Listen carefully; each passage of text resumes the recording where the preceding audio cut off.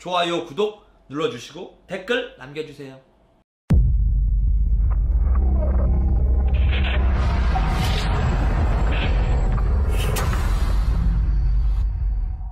유비는 계속해서 막 꼬셔, 유표를. 지금 저 조조 쳐야 돼요. 지금 들어가지 않으면 안 돼요. 때가 없어요. 아 근데 유표 입장에서 뭔 때가 없다는 거야. 당연히 유비는 천하를 제패하고 싶은 야망이 있는 사람이다 보니까 조조가 점점 세력이 커나가는 게 너무 꼴보기 싫은 거야. 내가 더 이상 이길 수 없는 상대가 되는 게 너무 싫은 거예요. 그래서 계속 유표를 군사를 날 빌려줘라. 그럼 내가 좀 조조 칠게. 유표 입장에서는 뭐 그거 해서 우리 땅이 다 뺏기면 어떡하냐? 라는 그런 것 때문에 이제 계속 안 시켜. 근데 이거를 저번에도 말씀드렸지만 조조도 그거를 굉장히 근심걱정을 많이 해요.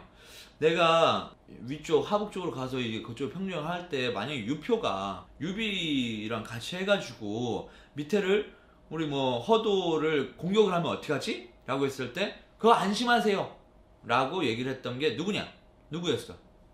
조조가 가장 사랑했던 곽가? 그렇죠. 아유, 공부 열심히 하고 있네. 응?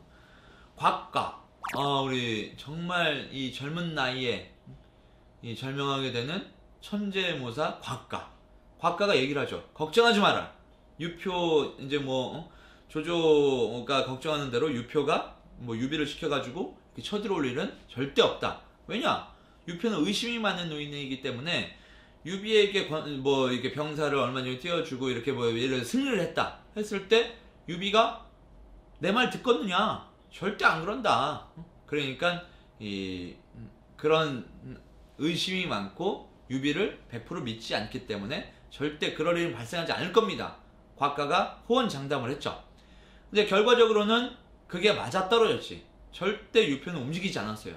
유비조차도 움직일 수 없었어. 근데 이 곽가가 그렇게 그 얘기를 하고 호언장담을 했던 것도 이제 곽가는 뭐 지금 뭐 얘기를 하자면 곽가 굉장히 매력적인 인물인데 곽가는 이렇게 마지막에 이 하북지역을 평정할 때 조금 활약을 한 거 빼고는 전장에서 무슨 어떤 전투에서 뭐 지휘를 했다 뭐 했다 뭐 이런 것들이 별로 없습니다.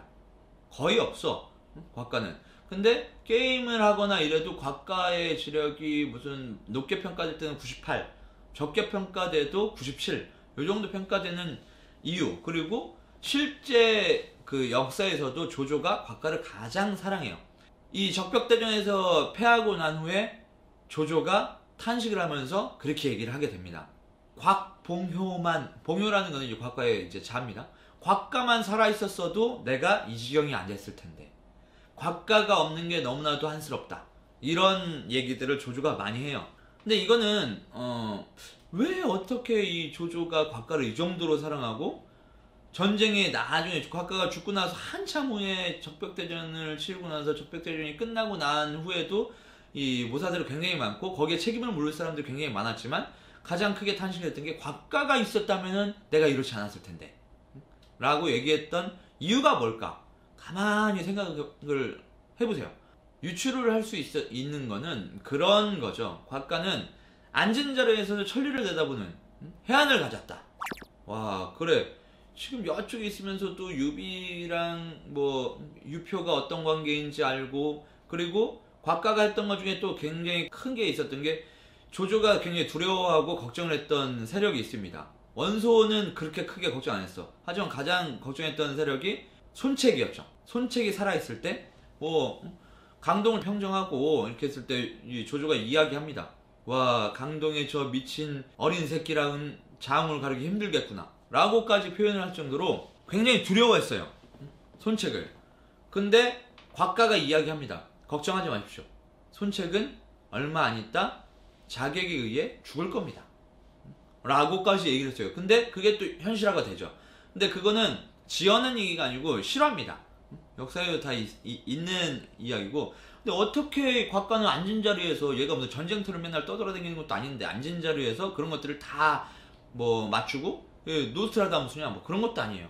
그런 거를 추측해 봤을 때 곽가는 자기 휘하에 그런 스파이 같은 세력들이 굉장히 많지 않았나, 그리고 정보전에서 뭐 1등이지 않았나.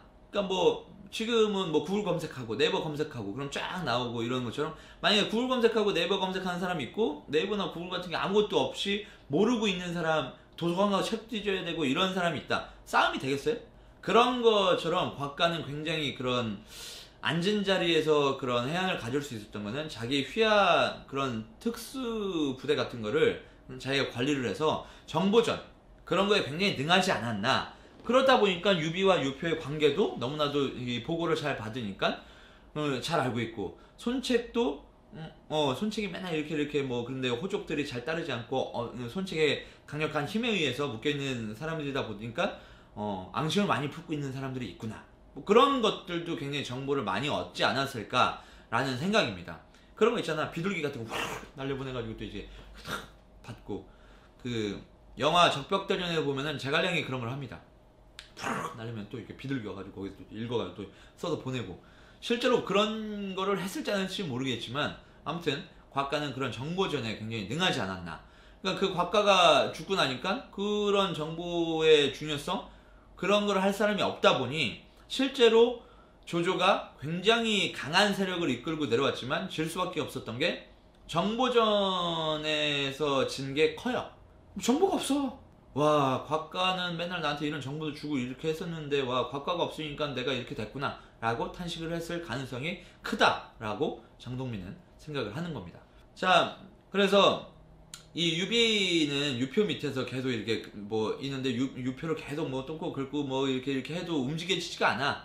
유비와 유표의 관계는 유표도 어쩔 수 없이 유비를 데리고 있는, 그러니까 뭐 입술과 뭐 잇몸 같은 그런 사이에, 그러니까 서로 필요해. 그래서 이 유비도 본인의 이제 꿈이 있어서 유표한테 계속 뭐 치자 했는데도 그게 뭐 상황이 안 되고, 그리고 중요한 게 형주 땅의 이제 군주가 유표이긴 하지만 실질적인 주인이 거의 따로 있다시피 할 정도가 돼요.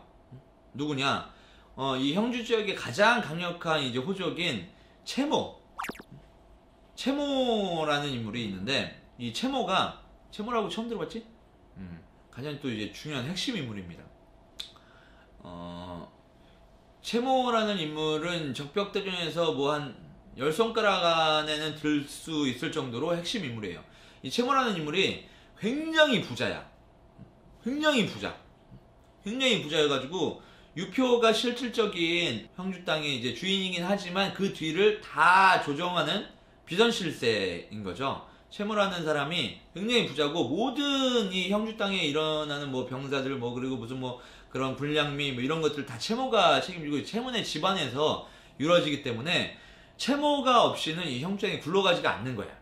그래서 채모는 뭐 굳이 뭐 그런 정치적인 이런 거 띄기 별로 안 좋아해요. 그리고 누구랑 뭐 싸우고 뭐 하고 이런 거 별로 안 좋아해. 이런 군주들은 이제 뭐 유비나 아니면 송건이나 뭐 조조나 이런 사람들은 뭐 승리해가지고 전쟁을 해서 승리해서 땅덩이 넓어지고 뭐 이런 거 바랐지만, 그 지역의 호족, 그러니까 원래 그 동네 원래 잘 사는 사람 있잖아요. 그 사람들은 뭐 자꾸 뭐 이렇게 뭐 피를 흘리고 뭐 저래, 그냥 어찌됐건 자기는 잘 사는데 라고 해서 그런 걸 굳이 좋아하지 않아요. 그래서 유표도 조조를 치고 싶은 마음이 있었어도 채모가 오케이를 사인을 안 해주면은 못하는 거예요. 그래서 유표는 더 움직이기 힘든 상황이었죠. 근데 이 유표에 자식이 2명이 있습니다. 첫째가 유기고 둘째가 유종이야. 유기, 유종 이 형제가 있는데, 이 원래는 다음 대권을 이어주는 게 첫째 아들한테 주는 게 많잖아요. 근데 여기에도 집안 싸움이 붙기 시작했어. 첫째 유기한테는 유비가 붙었어요. 유비가 붙어서 다음 이 후계자는 네가 해라 라고 해가지고 유표가 이제 유표한테 살살 좋은 얘기 해주는 거지. 첫째 아드님이 너무 요즘 잘해요. 아우 최고예요. 이런 거를 이제 유비는 이제 다음 대선 출마자 지지자가 첫째 아들 유기였고, 채모와 그리고 채모 밑에 또 이제 같이 있었던 그들도 이제 호족인데, 채모와 개월이라는 사람이 있어요. 괴씨 집안이지. 채씨 집안과 괴씨 집안이 굉장히 이제 강력한 그 부호들인데, 그들은 둘째 유종을 밀었어. 그래서 그래야지 누군가가 다음 이제 군주가 되느냐에 따라서 자기네가 움직일 수 있는 게 커지잖아요. 그래서 최씨 집안하고 괴씨 집안은 둘째를 밀었는데 처음에는 유표가 첫째 아들을 좋아해. 첫째 유비를 좋아하고 이뻐하고 걔가 원래 성품이 바르고 착해요. 그래서 착하구나 이러는데 이 채모가 모함을 해. 첫째 아드님이 개판이던데요. 뭐 이런 거를 해놔가지고 유표가 첫째 아들을 별로 안 좋아하게 돼. 안 좋아하게 돼가지고 이제 최씨 집안에서 이제 막 그런 신변의 위협까지 이제 주고 막 이러다 보니까 유기는 이제 멀리 강화 땅을 이제로 피신해 있어. 거기 가서 있어라. 그 명분은 자기가 변방을 한번 지켜보겠다. 라는 명분을 갖고 그냥 너 피신해 있어라. 안 그러면 너 뒤져 이 새끼야. 거울로 그냥 도망가서 살아. 이렇게 조언을 해줘가지고 거기에서 살게 되죠. 그런 이제 형국이야. 그리고 심지어 첫째 아들을 그쪽으로 이제 멀리 귀양까지 보내다시피 해가지고 이제 보낸 상황이 되었는데도 채모와 이제 괴씨 집안은 유비도 싫은 거야. 그래서 어느 날 이제 그 연애를 이제 베풀고 있었는데 이제 뭐 관우장비는 이제 딴 데 있고 유비만 있었어요. 유비만 혼자 와가지고 이제 유표랑 같이 뭐 술 먹고 뭐 이런 자리인데 그때 채모가 계략을 세워가지고 유비도 그냥 죽여버리는 게 낫겠다. 나중에 또 이제 뭐 불씨가 될 것 같은데 첫째 아들 또 이게 또 내세우고 뭐하고 해가지고 불씨가 될 것 같은데 쟤는 그리고 흑심이 깊어. 그러니까 쟤 죽여버리자 라고 계획을 세워. 유비가 이제 도망자의 1등 아닙니까? 사이즈 딱 보고 분위기 보니까 오늘 안 좋아. 안 좋아. 그래서 잠깐만 나 화장실 갔다 올게요 하고 이제 그 자리에 나온 다음에 도망을 가요. 역시 도망에는 1등. 도망을 가는데 그 채모가 이제 눈치를 채가지고 야 쫓아라! 죽여버려! 오늘 저녁에 아니면 안 된다! 해가지고 이제 쫓아가는데 그 유비가 타고 있던 말이 뭐냐? 명마죠. 명마인데 정로라는 말이에요. 정로라는 말인데 이 정로는 사람들이 타기를 꺼려해. 왜 꺼려하느냐? 예전부터 내려오던 그 속설이 있어요. 정로를 타면은 정로는 워낙 명마이기 때문에 타고 있던 주인이 죽는다. 타고 있던 놈을 죽인다 라는 말이야. 근데 유비는 그거를 뭐 괜찮아. 나는 뭐 상관없어. 그런 건쯤은 뭐 난 이겨내 하고 정로를 계속 타고 있었어요. 근데 정로 막 가다가 물로 풍덩 빠져. 물로. 유비를 싣고 물로. 그래가지고 유비가 정로한테 얘기를 합니다. 야, 저쪽에서 이 채모의 군대들이 막 따라오고 있고 자기 혼자야. 혼자 술 먹다가 쫓겨나온 거야. 죽기 직전이야. 정로한테 얘기해. 정로야, 야, 이쯤 됐으면은 너도 명만데, 뭐 부스터 같은 건 좀 사용하고, 좀 뭐 이렇게 해야 되는 거 아니냐? 야, 나 좀 살려줘라. 이렇게 해서 정로가 연희에서는 그랬으면 한 10m 정도를 뛰어 올랐대. 뛰어 올라가지고 그 강을 건너가지고 이제 채모의 군대가 따라올 수 없게끔 해가지고 살았다.